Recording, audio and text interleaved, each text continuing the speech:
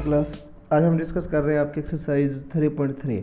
3.3 exercise है, बहुत important exercise है। इस एक्सरसाइज को समझने के लिए आपको कुछ प्रॉपर्टी लर्न करनी पड़ेंगी। जिसके पास एनसीईआरटी की बुक है ना, तो थर्ड चैप्टर का जो लास्ट पेज है वहाँ पे कुछ प्रॉपर्टीज़ लिखी हुई हैं। पैरेललोग्राम, रोम्बस, रेक्टेंगल, स्क्वायर, सबकी प्रॉपर्टीज़ लिखी हुई हैं, तो वो आप याद करना ढंग से। तो सम करते हैं इसे। इसका फर्स्ट क्वेश्चन जो है, give a parallelogram ABCD, complete each statement along with the definition और प्रॉपर्टी। तो ABCD एक पैरेललोग्राम आपको गिवन है, आपने बताना है कि इसके इक्वल क्या आएगा। ठीक है, ये जो 4 पार्ट है वो करने हैं। इक्वल में आपने बताना है कि क्या होगा। ये फिल इन ब्लैंक्स है, ये आपने फिल करने हैं, और या तो उसकी डेफिनेशन लिखनी है या फिर प्रॉपर्टी लिखनी है कि कौन सी हम यूज़ कर रहे हैं। ठीक है, तो पैरेललोग्राम की मैं कुछ प्रॉपर्टीज आपको बता दूं। पैरेललोग्राम जो है उसमें अपोजिट साइड आर इक्वल और अपोजिट एंगल आल्सो इक्वल। जो डायगोनल है bisect each other and the sum of two adjacents angle. Adjacents angle mean जो कंजेक्टिव एंगल्स होते हैं उनका सम होता है 180। ठीक है, तो सबसे पहले है AD। तो AD इक्वल टू अपोजिट, देखो इसके क्या आएगा BC। तो AD इक्वल टू क्या लिखेंगे BC। कौन सी प्रॉपर्टी यूज़ कर रहे हैं, अपोजिट साइड। ठीक है, तो आप लिख देना अपोजिट साइड्स आर इक्वल। ठीक है, आर इक्वल। तो ये पहला पार्ट था। सेकंड पार्ट है एंगल DCB। एंगल DCB ये वाला एंगल हो गया। ठीक है, तो आपको पता है कि अपोजिट एंगल भी इक्वल होते हैं, तो किसके इक्वल आएगा BAD। तो इक्वल क्या लिखेंगे, एंगल BAD, और यहाँ क्या लिखेंगे, अपोजिट एंगल आर इक्वल। ठीक है, OC। अब देखो थर्ड पार्ट OC, तो OC किसके इक्वल आएगा, AO के। ठीक है, इक्वल टू AO, बिकॉज क्यों आ रहा है, ये डायगोनल है। ये देखो डायगोनल बाइसेक्ट करते हैं, तो बाइसेक्ट का मीनिंग समझते हो ना, हाफ हो रहा है इस पॉइंट पे आके। तो आप लिख दोगे डायगोनल बाइसेक्ट ईच अदर। ठीक है, डायगोनल बाइसेक्ट ईच अदर। अब देखो एंगल DAB ये एंगल हो गया, एंड CDA ये एंगल हो गया। इन दोनों का सम क्या होगा 180। 180 क्यों है, बिकॉज सम ऑफ, क्या लिखोगे, adjacent angle, sum of adjacent angle. ठीक है, बस ये आपका फर्स्ट क्वेश्चन था। पैरेललोग्राम की प्रॉपर्टी मैं आपको दोबारा से बता देता हूँ। फर्स्ट है opposite side are equal, opposite angle are equal, opposite side are equal, opposite angle are equal, sum of adjacent angle, adjacent means conjunctive angle, equal to 180 and diagonal bisect each other. ठीक है, उसके बाद second question जो है आपका, इसमें आपने ना x, y और z की वैल्यू फाइंड आउट करनी है।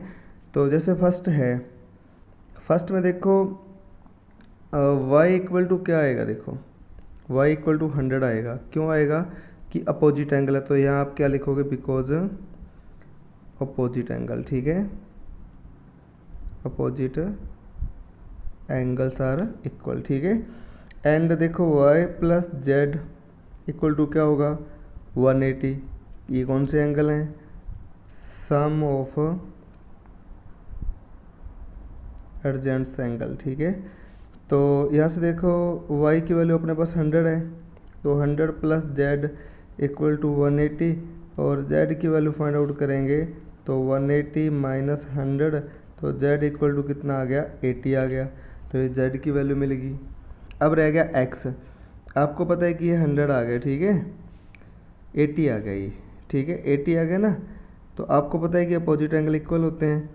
तो अब देखो z इक्वल टू x होगा, because opposite angle are equal, and so x equal to also 80 degree. तो ये आपका फर्स्ट पार्ट था। इसके बाद सेकंड पार्ट देखो। सेकंड पार्ट में देखो जो 50 प्लस y करेंगे, देखो 50 प्लस y करेंगे इक्वल टू क्या आएगा 50 प्लस y, ये एडजेंट्स एंगल है तो क्या होगा 180।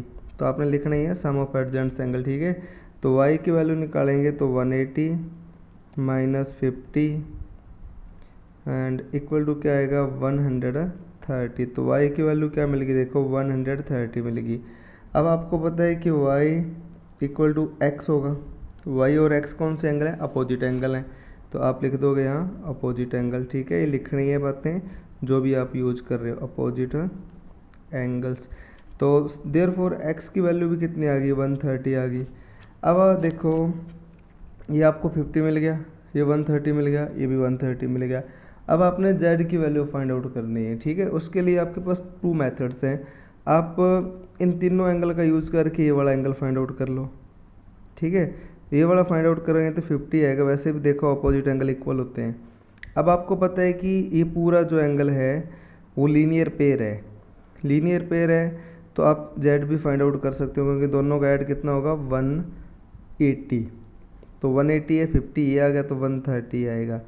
दूसरा मेथड ये है कि x और z इक्वल आएंगे, x इक्वल टू z होगा, ये कॉरस्पॉन्डिंग एंगल है। ठीक है, कॉरस्पॉन्डिंग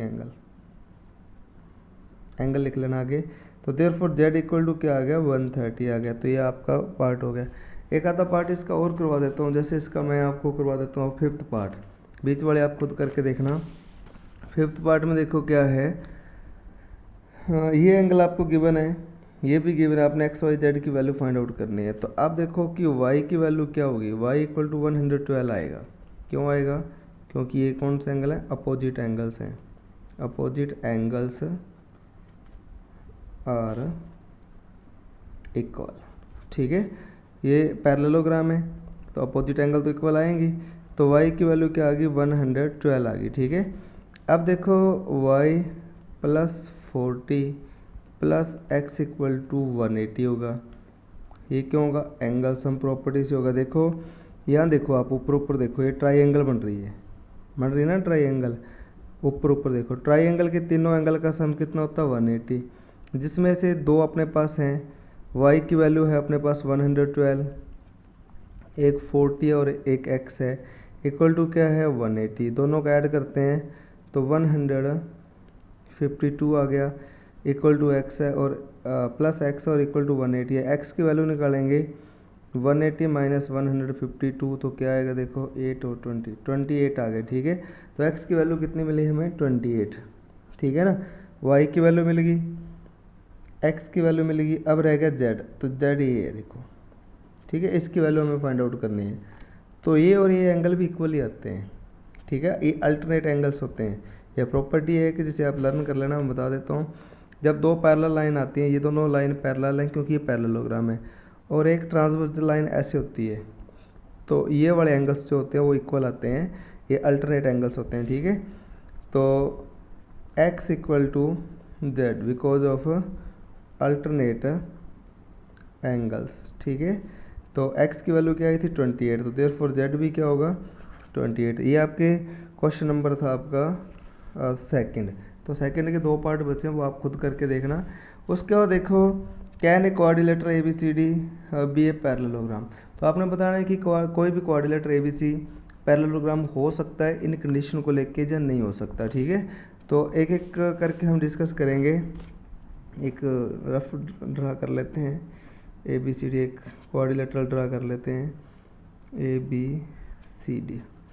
फर्स्ट है B plus D, angle B plus angle D, इन दोनों का ऐड 180 हो। देखो ये कोई ज़रूरी नहीं है कि इन दोनों का ऐड 180 हो, लेकिन ये दोनों इक्वल होने चाहिए। जैसे अभी देखो हमने एक सम सॉल्व किया था, ये 112 है तो ये भी 112 है, तो दोनों का ऐड 180 होना कोई ज़रूरी नहीं है। ठीक है, लेकिन दोनों इक्वल होने चाहिए। हाँ हो भी सकता है, होने को भी कोई दिक्कत नहीं है, या दोनों 90-90 के हो सकते हैं ना, तो 180 हो सकता है।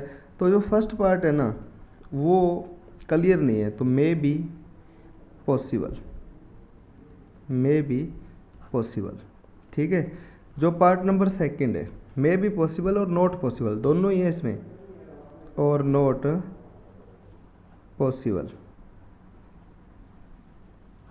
ठीक है, नीड नॉट भी पॉसिबल लिख सकते हो आप, नीड नॉट भी लिख सकते हो। ठीक है, उसके बाद सेकंड है जो A B equal to D C, A B equal to D C आपको पता है कि अपोजिट साइड इक्वल है, तो फर्स्ट कंडीशन तो आ गई। सेकंड ए डी कितना है, ए डी 4 है और बी सी कितना है 4.4 है, तो ये दोनों इक्वल नहीं आए ना, तो इसमें पॉसिबल नहीं है सेकंड में, तो आप लिखोगे नॉट पॉसिबल। क्यों नहीं है, because opposite side are equal होनी चाहिए ना, इसमें इक्वल नहीं है तो ये नॉट पॉसिबल है, ठीक है। एंगल ए इक्वल टू 70 और सी इक्वल टू 65, ए जो है वो 70 है और सी जो है वो 65 है, तो देखो आपको पता है कि अपोजिट इक्वल आते हैं, तो थर्ड भी क्या है आपका, थर्ड पार्ट है वो भी क्या है, नॉट पॉसिबल। तो आज आप 3 ही सम करेंगे। Thank you.